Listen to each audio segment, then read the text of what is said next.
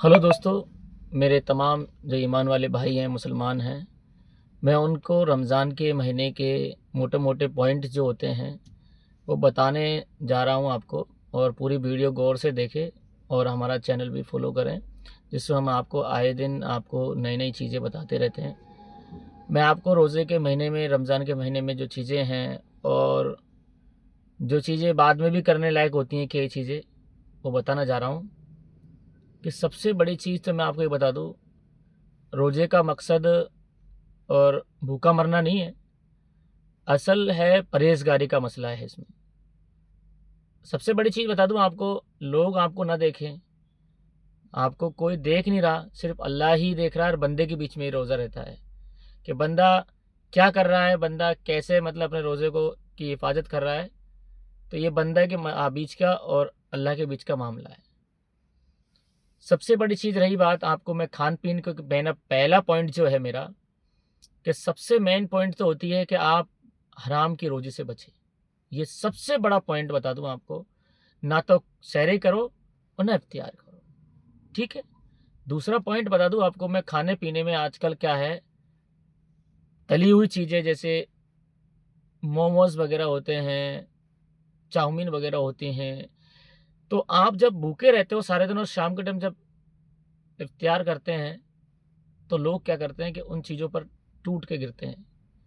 तो ध्यान रखें, एक तो कोल्ड ड्रिंक इतनी विशेष ज़बरदस्त, उसके अंदर जो अल्कोहल टाइप का जो कुछ होता है केमिकल, वो इतना घातक होता है कि अपने किडनी और जो अपने लीवर जो होता है, किडनी होती है, उस पर डिफेक्ट बहुत ज़बरदस्त करता है।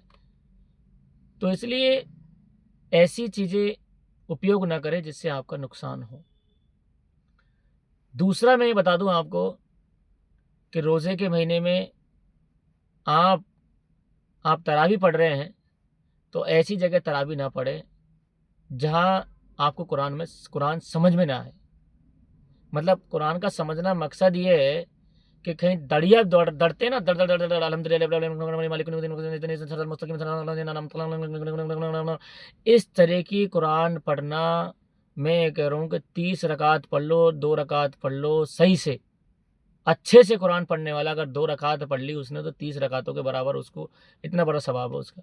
तो मेरा मसला ये है कि जहाँ कुरान को आहिस्ता इत्मीनान के साथ में पढ़ा जाता है, और कुरान तो है ही ऐसी चीज़ कि कुरान को जितना हो सके उतना सब्र के और अच्छे से पढ़ना चाहिए।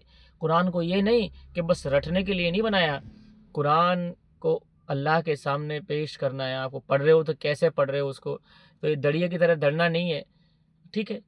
तो आजकल हर मस्जिदों में क्या है कि सिस्टम ख़राब हो गया।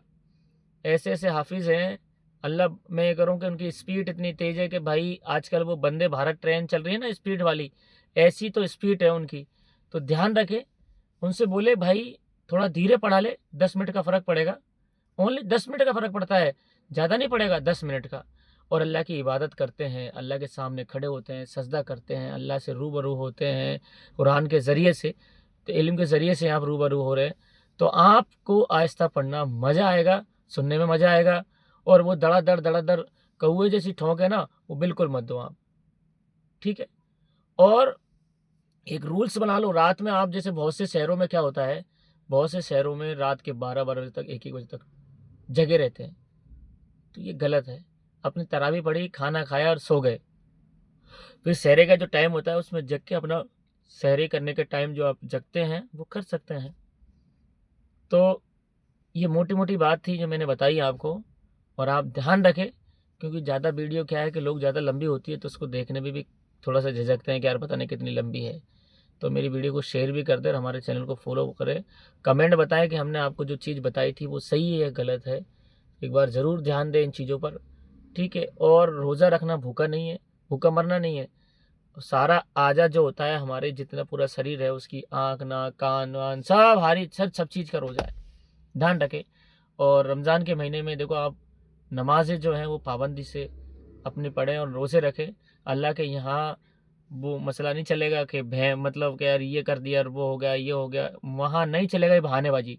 ठीक है भाइयों? ध्यान रखें अपना। अस्सलाम वालेकुम।